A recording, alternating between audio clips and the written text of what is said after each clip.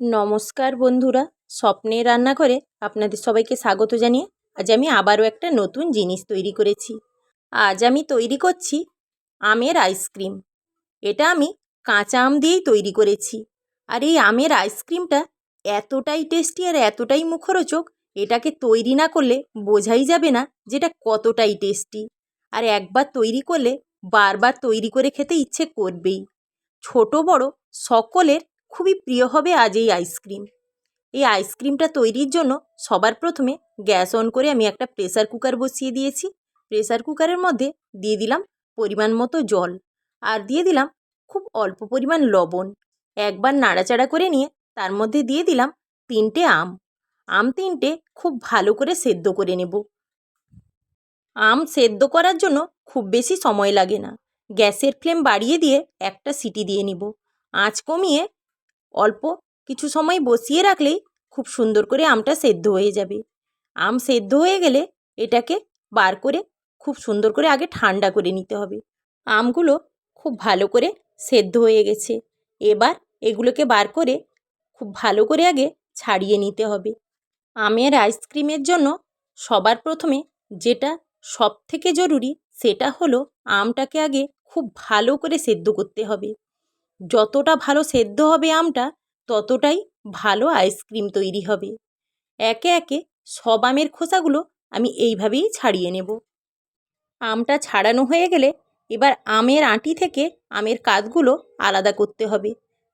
একটা চামচ দিয়ে ঠিক এইভাবে আমের কাঁধগুলো আঁটি থেকে আমি আলাদা করে নেব। আমের কাঁধটা আমের আঁটি থেকে বার করে নিয়েছি। একটা বাটিতে 1 বাটি হয়েছে। এবার এটাকে খুব ভালো করে মিহি করে বেটে নিয়েছি। এবার আইসক্রিম তৈরির পালা। সেই জন্য আমি একটা বড় পাত্র নিয়েছি। তার মধ্যে দিয়ে দিলাম পুরো আমের কাঁধটা, যেটা বেটে রেখেছিলাম। আর দিয়ে দিলাম 1 বাটি চিনি। চিনিটা স্বাদ অনুযায়ী দিতে হবে। আইসক্রিম তৈরির জন্য চিনিটা একটু বেশি পরিমাণেই দিতে হবে। এবার দিয়ে দিলাম পরিমাণ মতো বিট লবণ। এই 3টেকে আগে খুব ভালো করে মেশাতে হবে। খুব সুন্দর করে মেশানো হয়ে গেলে তারপরেই আমি এর মধ্যে জল দেব।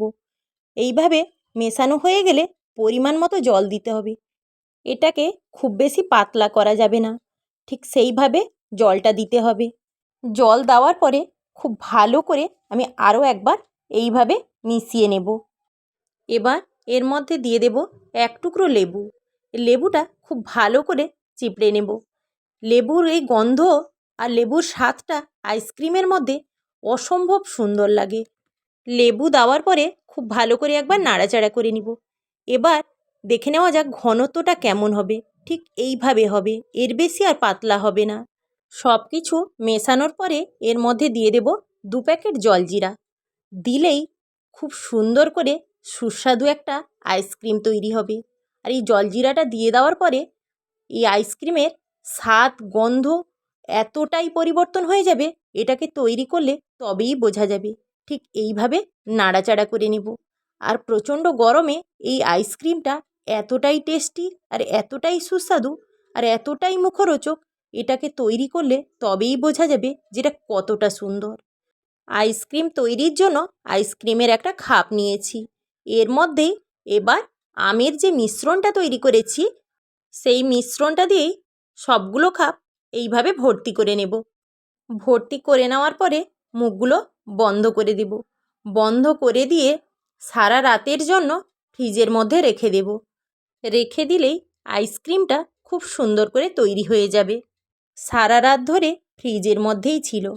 এবার দেখে নেওয়া যাক আইসক্রিমটা কতটা সুন্দরভাবে তৈরি হয়েছে। এই আইসক্রিমটা দেখলেই যেন জিভে জল আসছে।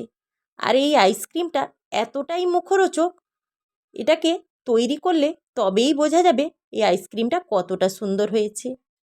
আমার এই ভিডিওটা আপনাদের যদি ভালো লেগে থাকে আর আপনারা যদি ইউটিউব থেকে দেখেন, তাহলে আমার চ্যানেলটিকে অবশ্যই সাবস্ক্রাইব করে দেবেন।